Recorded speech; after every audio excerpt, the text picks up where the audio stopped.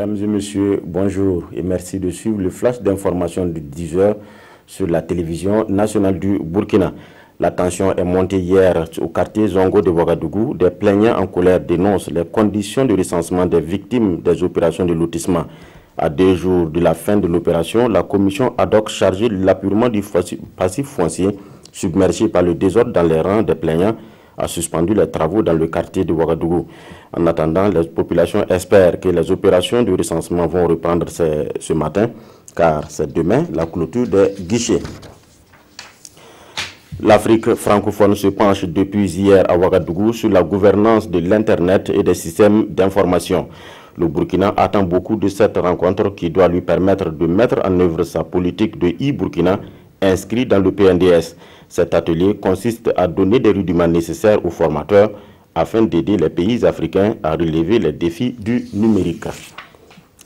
La tension monte entre le Japon et la Corée du Nord. Le régime de Kim Jong-un a lancé hier un missile balistique qui a survolé le Japon pour s'abîmer dans le Pacifique. Le premier ministre japonais Shinzo Abe a dénoncé un tir inacceptable qui nuit considérablement selon lui à la paix et à la sécurité dans la région. Le Conseil de sécurité de l'ONU se réunira en urgence cet après-midi à la demande de Tokyo et de Washington pour intensifier la pression sur Pyongyang afin qu'il stoppe ses manœuvres militaires. 3 jours après, la tempête Harvey continue de dicter sa loi à Houston aux États-Unis.